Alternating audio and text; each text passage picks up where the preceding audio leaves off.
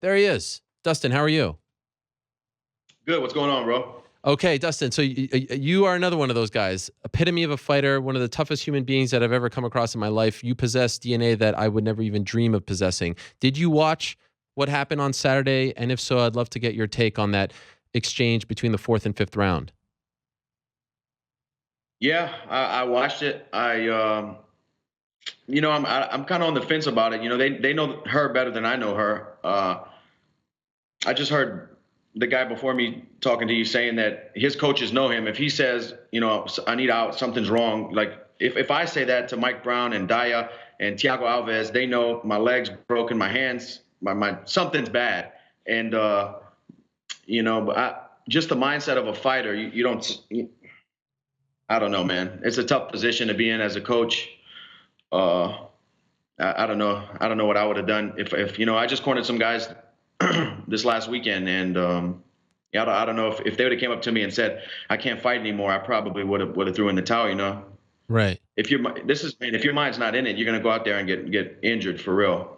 Right, which is what happened to her, right? I mean, she appeared to get even more injured. So I felt a little weird watching that. Just thinking about saying the words, I won out, I'm done, you've lost. So you don't want to, she's already taken a little bit of damage, but maybe they know her. Maybe, I don't know. Maybe she in practice does the same thing. I don't want to finish this round. And I don't know. It's different for everybody. But if I say it, something bad happened. Have you ever been on the verge of saying something like that? But it just, because I know how difficult that is for a fighter to actually say. No, I've never really during a fight had any broken noses and cracked hands and stuff like that. But I've never had any serious injury that would make me say that. Okay. Yeah. I know guys who tear quads or tear an ACL in the fight, and they, when your body is not responding, you can only do more damage at that point. That's when the corner should step in. I think there's a lot of pressure on you guys because I think that there's this stigma attached to saying something like that, which I think is ludicrous. The fact that you even step in there as your career and fight on a daily basis, on a nightly basis, is courageous in its own right. So I feel like men and women are scared to say that because they don't want to feel embarrassed or be shamed. Do you think less of a fighter who says something like that? Man, heart is something you can't teach. If a fighter's breaking in fights, I don't know, every time a fight gets rough, they're going to break. That's what fighting is. It's going to be uncomfortable. It's going to be rough. You're going to bleed. You're going to have to dig down. That's what fighting is to me. I expect that feeling. I expect those things to happen when I fight. Like this last fight with Gaethje, I expected there was going to be some ups and downs in the rounds, and I would have to just persevere. Like that's what fighting is. So me, if I say something like that, something is drastically wrong with my body. So let's talk about you now because the UFC actually just officially announced it. It's you versus Eddie Alvarez, July 28th in Calgary, UFC on Fox 30. What a roller coaster it has been to get to the second fight, even dating back to last year, which it's amazing. Yesterday was the 1-year anniversary of that fight. But let's fast forward to very recently. You were clear that you would be open to it. You even said, I'm giving you a deadline. If you don't accept, I'm out. And then he accepts. But then your team told myself and other media, we're not in. And then they said, all right, we're in. What happened in those 24, 48 hours where you put out the deadline, he accepts, and you say you're not in, and then you're eventually in? What happened there? Could you explain it to us?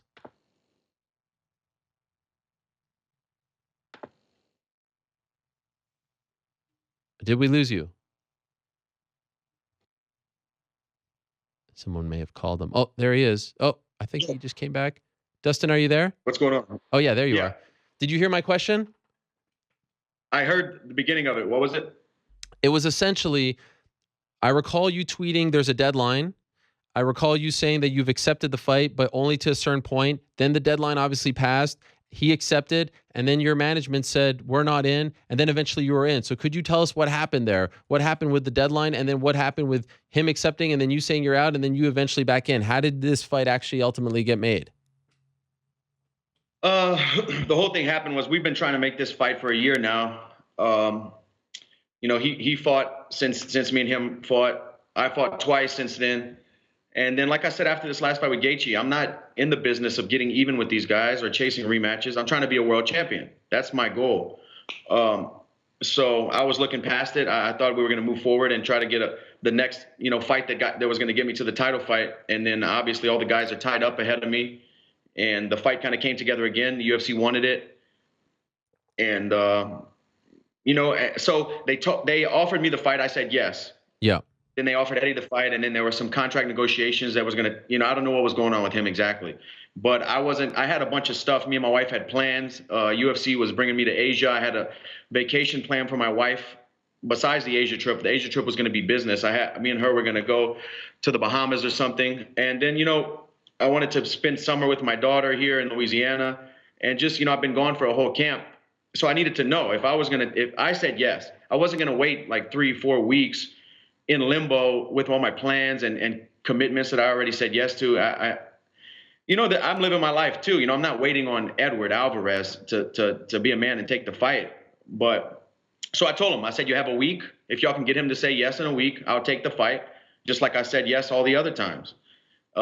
They come back close to the end of the week saying, well, hey, Dana's actually going out there Sunday, because I gave him a till Friday deadline. They said Dana's going out on Sunday. Will you wait till Monday to find out? I said, all right, if y'all have to go talk to him in person, no problem. Let's get this fight done. So Monday comes around, there's still no answer. So I said, okay, I'm out then, like I'm not living in limbo or waiting for him, and then we had some more discussions and we came to an agreement, and now the fight's on again. Okay. Are you happy about this? Yeah, of course. I'm going to beat Eddie and I'm going to fight for a world title. I've said it over and over again, If it wasn't Eddie, it would have been somebody else, but this is the fight before the fight. Have you been told if you win this fight, you are getting a title shot? No, I told them. And what did they say to that? You'll see. I'm going to get a title shot after I beat him. Okay. But is there any part of you that's disappointed? Because you also said you wanted a title shot after beating Gaethje, which I don't think a lot of people would have batted an eye out. So are you disappointed you have to fight one more time? No, man, that's what I do for a living. I'm a prize fighter, but I'm not one of those guys who's going to sit for 2 years or sit for a year and a half and wait for their turn. This is fighting. I believe in myself. I believe I'm better than these guys. If I have to fight twice as many times as these guys do, I'll just keep proving it. I'm sure you surveyed the landscape. When you heard that he was in, did you use that? And I don't begrudge you. I think it's a very smart thing to do. Did you use that as an opportunity to sweeten the pot? Was that the delay? Of course. And did they? This is big business, Ariel Helwani. I love it. That's very smart of you. You played them perfectly. Hey, I said yes a bunch of times, and then I even put a deadline on it, and we couldn't get it done in the time. It wasn't a smoke screen. It wasn't I wasn't blowing smoke. That line I drew was serious, and Edward crossed it again, so I was out of the fight. And so they sweetened the pot. Yeah. What'd you get? Could you tell us what you got? Did you get a new contract? What'd you get? Yeah, we redid a couple things in my contract and a couple of other things. But hey, I'm a prize fighter, and the prize has to be right. I'm coming to Canada. I hope you're going to be there. That's amazing. I love that. And are you going to see him before the fight? Is there like some media plan before then? Yeah, I actually got an email last night. They're trying to book flights. I think we're coming up there the 29th. We might be there 2 or 3 days for a press tour, on sale ticket, something. They do it with every main event. Yeah, and how do you feel about, like, is there true animosity there? Like, do you think it will be hard to be around him? Nah, man, I've been doing this long enough. As long as he doesn't cross the line or anything like that, we'll be good to go.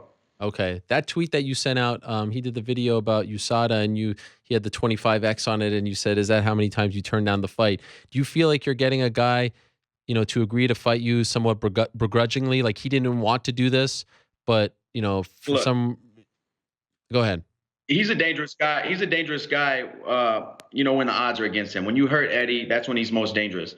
So now we have a guy cornered. We've been chasing him. The UFC's been chasing him for this rematch, and we got him cornered.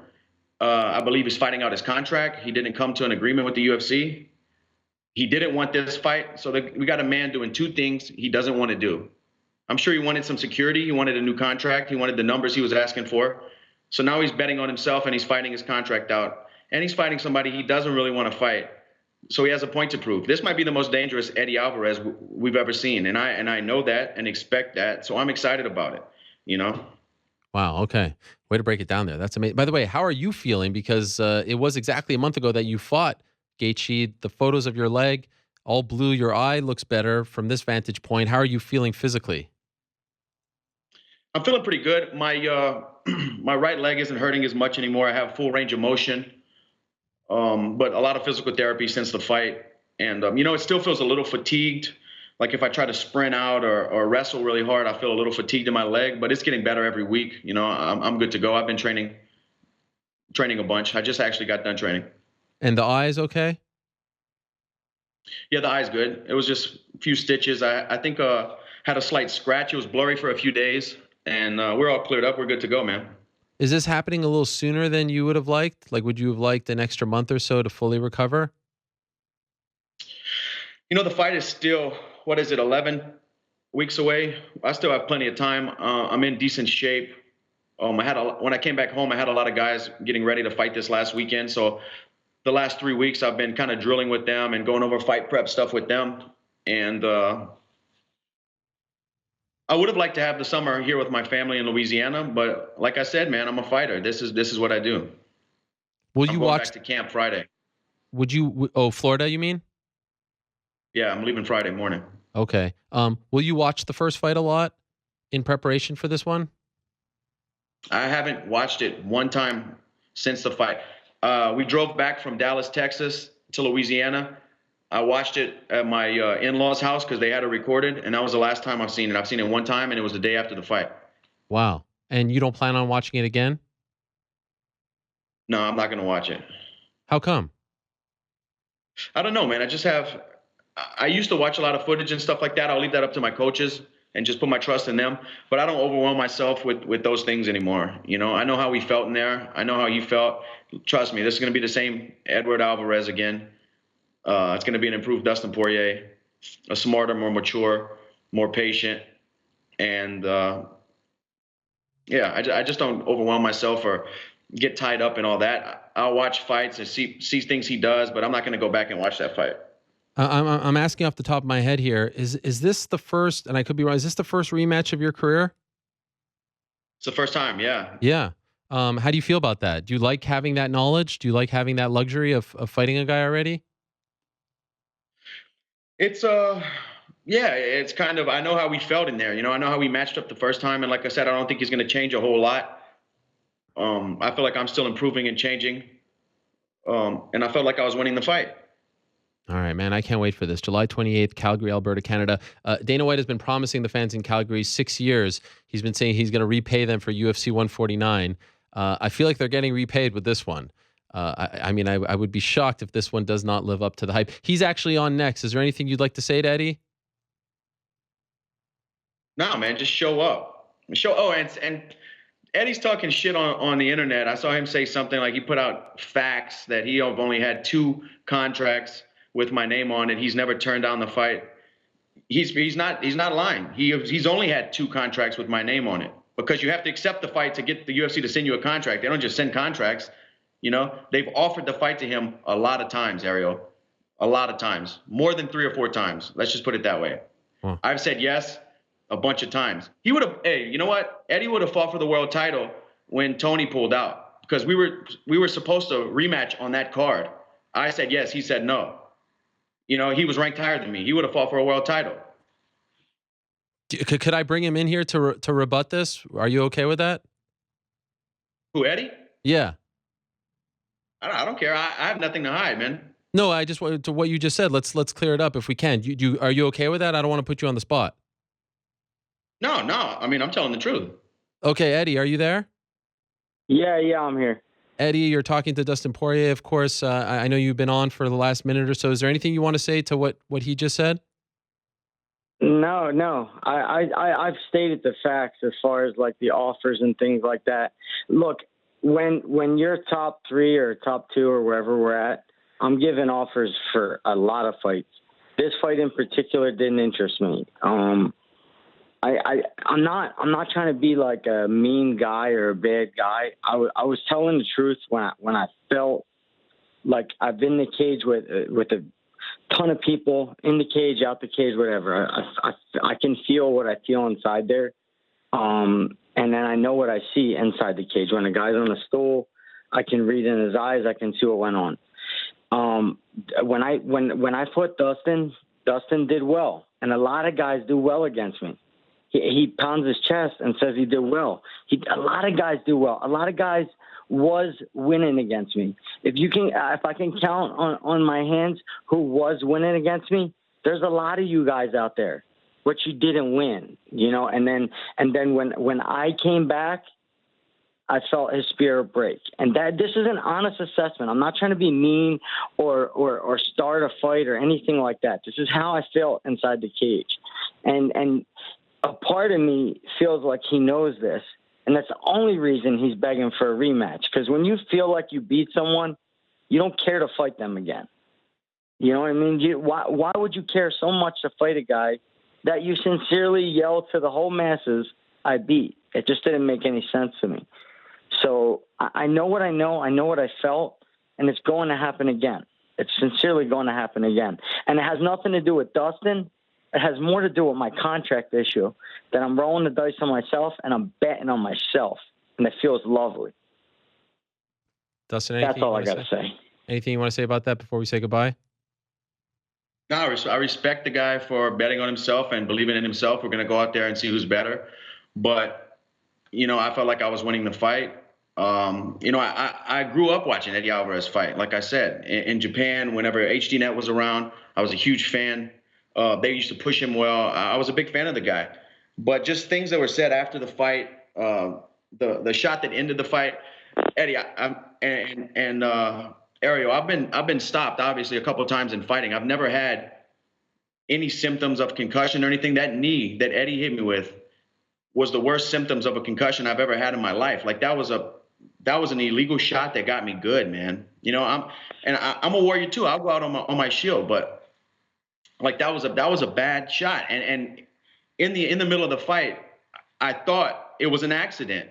But there's just the stuff that the guy said and the stuff he said online. Oh, you're off your stool now. How do you say, you know, that's where I lost respect for the guy. I know he's still a very dangerous fighter and his back's against the wall in this fight, so he's going to be more dangerous than ever. But how do you say that type of stuff? You know, so that makes me feel like maybe the shot was a veteran move. Maybe he was just in a scramble and saw an opportunity. Maybe he thought he would get away with it and landed a shot, you know. But it's just foul. It's just a foul situation. And where I'm from, when you owe a man, you have to pay him. So Eddie Alvarez will be paid back in full July 28th. Simple and plain. Okay. You better fucking bring it. I can't wait. Ariel, I love you, Ariel. I love how you started shit up. Dustin, I'm looking forward to everything, man. I can't wait. I want you to fight me, man. I wanted all these guys to fight me. You know what happens when you start fucking me up. You know more than anyone that when you start fucking me up, what happens. So I'm looking forward to it. What was that, Dustin? When you fuck Eddie up, he knees you in the head illegally. Well, look, it ain't up to me to call the rules, okay? I'm a dog in there. I'm fighting like I know how to fight. And everybody who fights me knows I'm not a dirty fighter. You caught me with a shot, all good. You got me. The shit ain't gonna happen again. And I want you to fight me, man. I dare you to fight me. Everybody who's come in with that kind of attitude and fought me like that, I want you to come at me, man. I really do. I'm looking forward to it. This will be good for Calgary. It'll be good for the both of us. Yeah, for sure. And I'm glad we got 5 rounds to do it. We'll see who breaks for real this time. Yeah. I'll be off my stool every single round. Every single round, I'll be off my stool. I promise you. I really appreciate this, Dustin. Thank you very much. Thanks for agreeing to the fight on behalf of all fans everywhere, and especially the Canadian fans. This is going to be great. Best of luck in training, of course, and of course, best of luck on July 28th. Thanks for doing this, Dustin. Yeah, and thanks for starting the pot. I think it helps ticket sales, I think. I think they say that, right? Yeah, but fights like this, hey, tickets are going to get sold, I promise you. Yes, sir. Yes, sir. Absolutely. Thanks for being a good sport. I appreciate it. Yeah, man, no problem.